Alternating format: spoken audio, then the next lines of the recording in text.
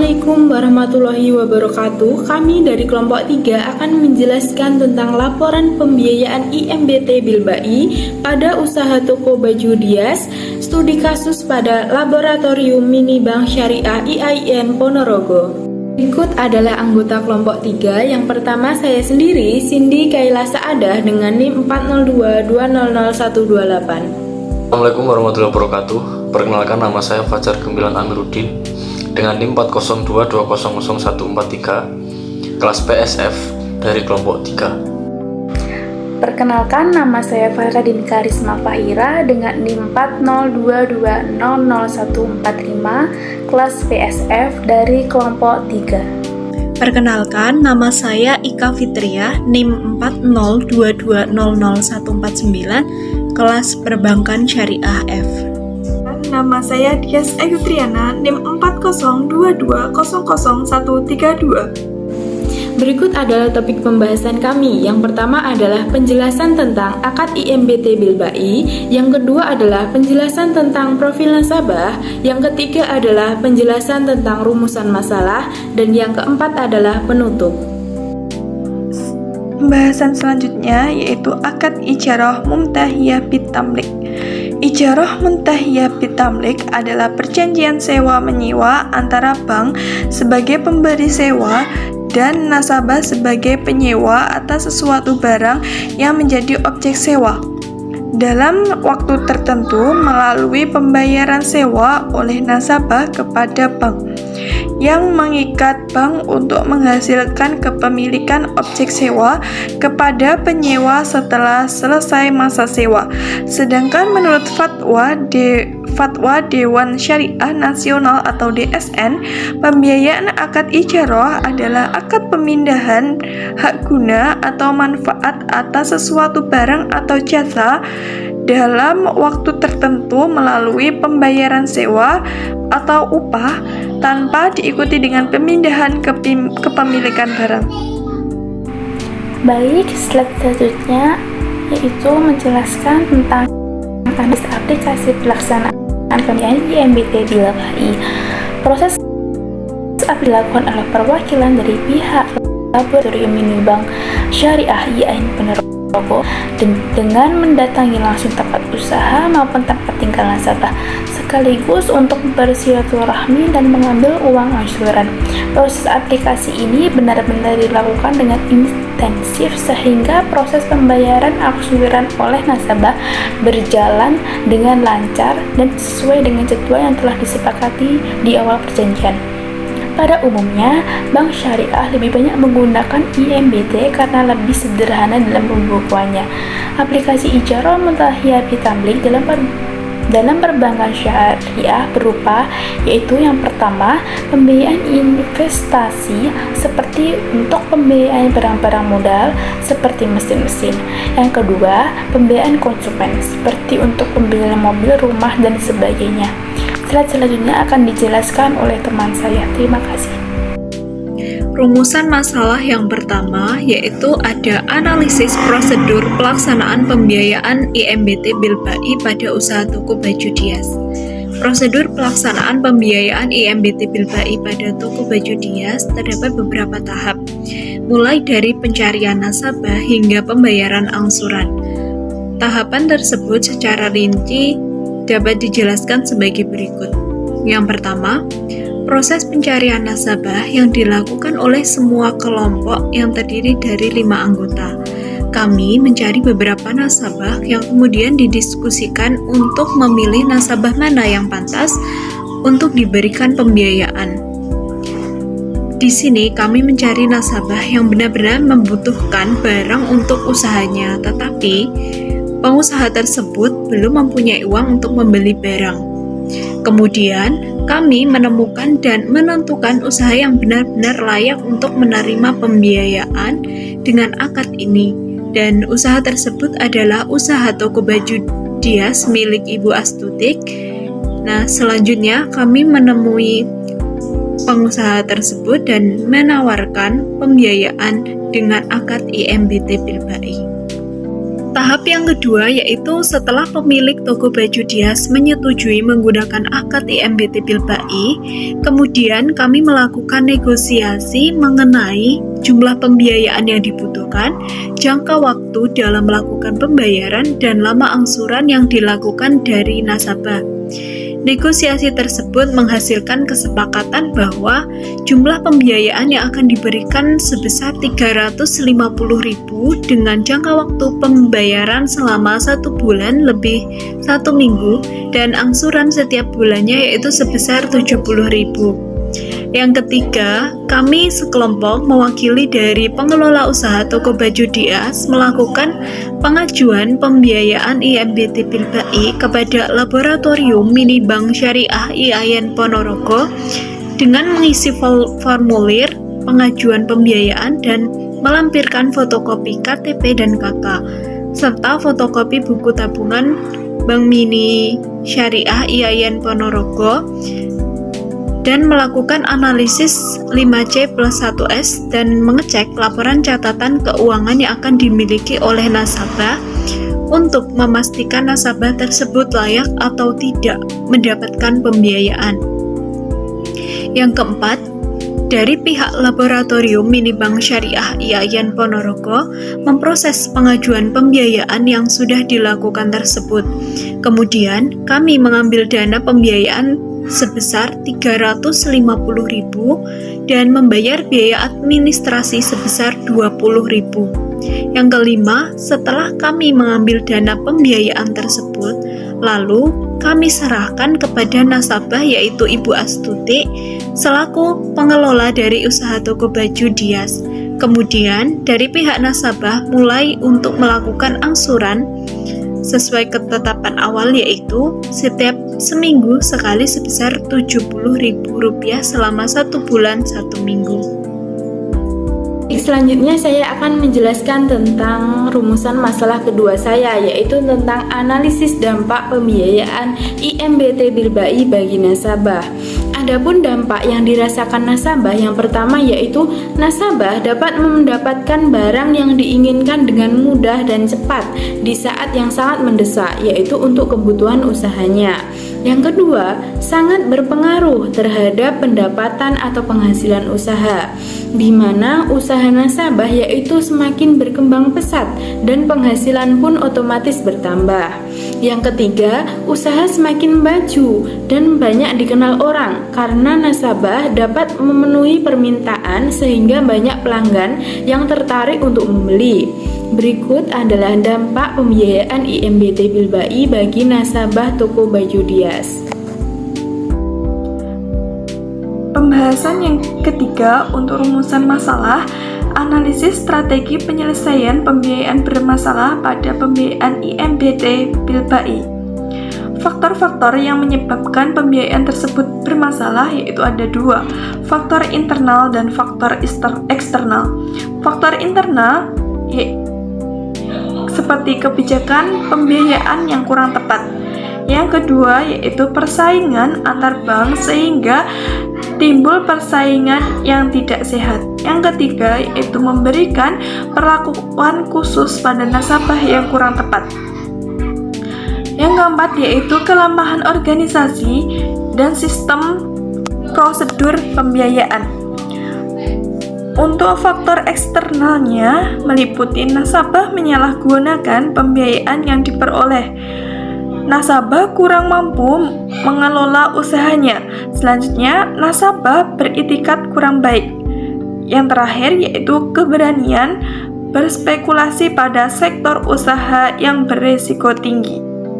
Untuk selanjutnya yaitu penyelesaian terhadap pembiayaan bermasalah dilakukan dengan cara sebagai berikut, yaitu 1. Penanganan pembiayaan bermasalah dengan jalan penagihan dengan cara bank menghubungi nasabah menggunakan pendekatan persuasif dalam membicarakan penyelesaian pembiayaannya. Yang kedua yaitu dengan rescheduling, yaitu penjadwalan ulang.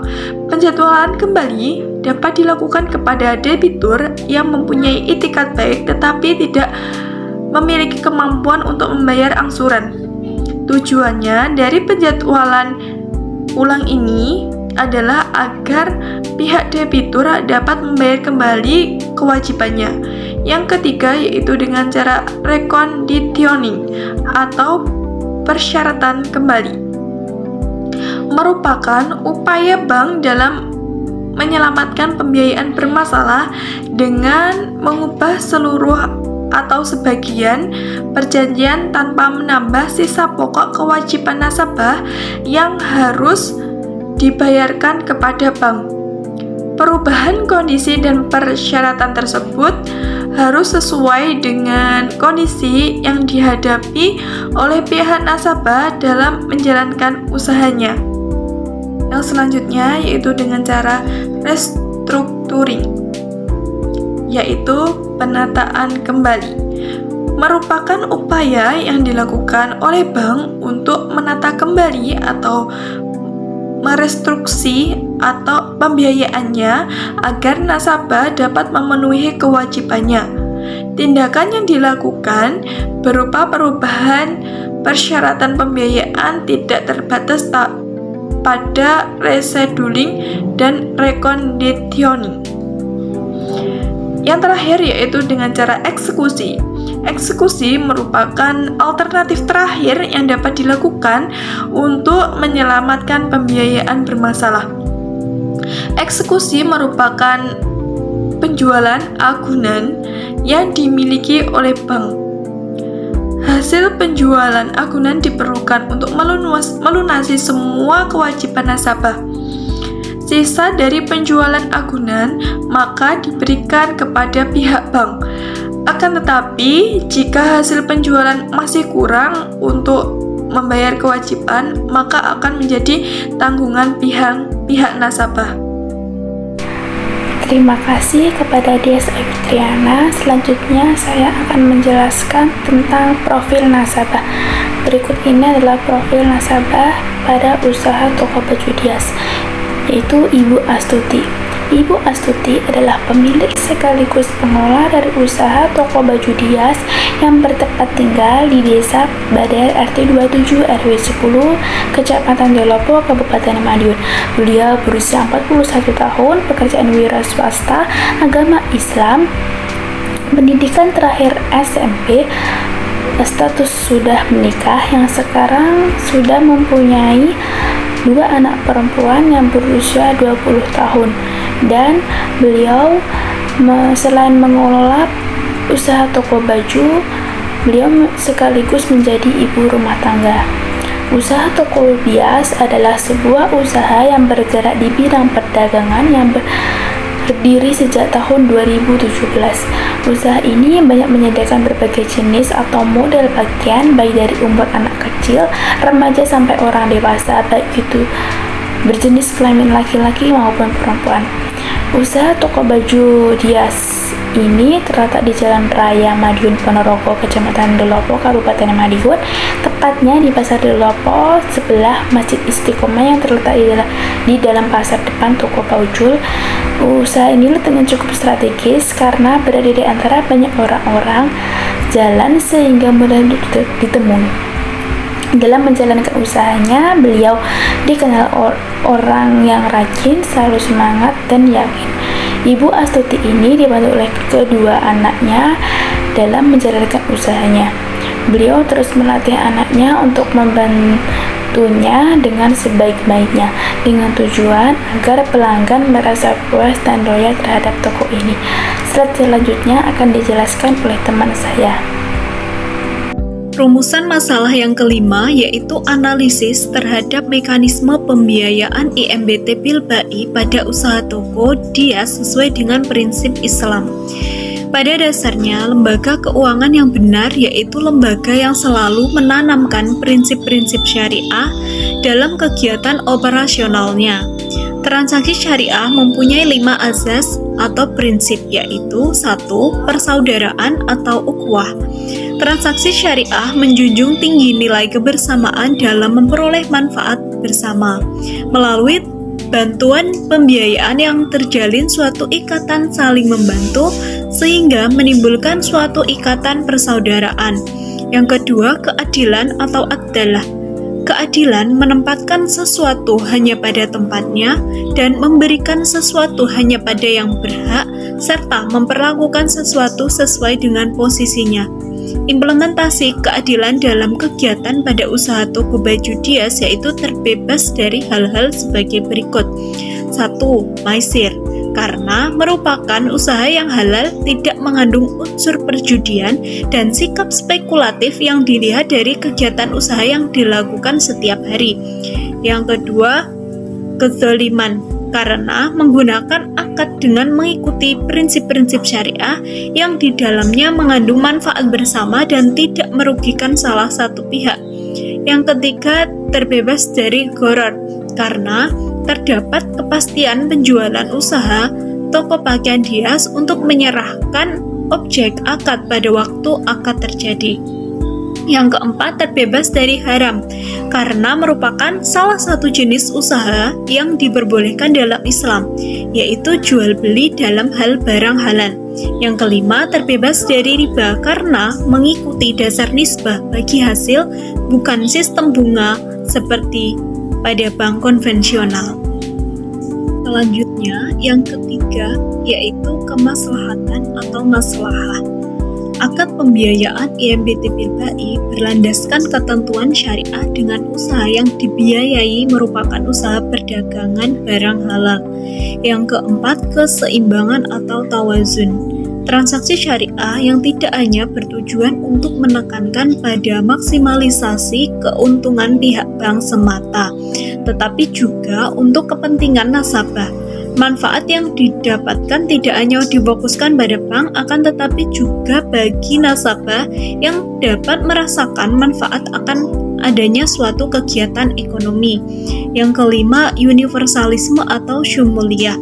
Siapapun bisa menjadi nasabah dan menggunakan layanan pembiayaan IMBT Bilbai di Laboratorium Mini Bank Syariah IAIN Ponorogo tanpa adanya perbedaan, hanya dengan mengajukan permohonan pembiayaan ke bank yang kemudian data tersebut akan diseleksi oleh bank untuk menguji kelayakan nasabah menggunakan analisis 5C/1S. Di sini saya akan menjelaskan poin nomor 6, yakni rumusan masalah nomor 6, yakni analisis proses pengawasan pembiayaan ijaroh muntahiyah bitamlik atau IMBT pada usaha pakaian atau baju toko Ibu Astuti. Proses pengawasan pembiayaan IMBT dilakukan oleh pihak Laboratorium Mini Bank Syariah IAIN Ponorogo sebelum pemberian pembiayaan dan setelah pemberian pembiayaan. Dan pengawasan pembiayaan telah sesuai dengan teori yang ada, yakni menggunakan teknik pengawasan langsung dan pengawasan administratif. Sebelum pemberian pembiayaan, pengawasan langsung dilakukan dengan menggunakan analisis 5C. Dan pengawasan administratif dilakukan terhadap data keuangan nasabah. Sedangkan setelah pemberian pembiayaan, pengawasan langsung dilakukan terhadap perkembangan pembiayaan dari usaha nasabah. Serta pengawasan administratif dilakukan terhadap mutasi rekening nasabah dan kelancaran pembiayaan angsuran, apakah sesuai jadwal atau tidak. Selanjutnya, untuk teknis pengawasan langsung yang dilakukan oleh Laboratorium Mini Bank Syariah dilakukan dengan mendatangi langsung tempat usaha maupun tempat tinggal nasabah, sekaligus untuk bersilaturahmi dan mengambil uang angsuran yang pertama. Sedangkan pengawasan secara administratif dilakukan dengan memanfaatkan dokumen-dokumen administratif seperti catatan keuangan dan buku rekening nasabah. Proses pengawasan pada pembiayaan ini dilakukan dengan sangat intensif sehingga proses pembayaran angsuran oleh nasabah berjalan dengan cukup lancar dan sesuai dengan jadwal yang telah disepakati di awal perjanjian. Terima kasih. Sekian penyampaian materi dari saya dan juga kelompok kami. Kurang lebihnya mohon maaf. Wallahul muwaffiq ila aqwamit thoriq. Wassalamualaikum warahmatullahi wabarakatuh.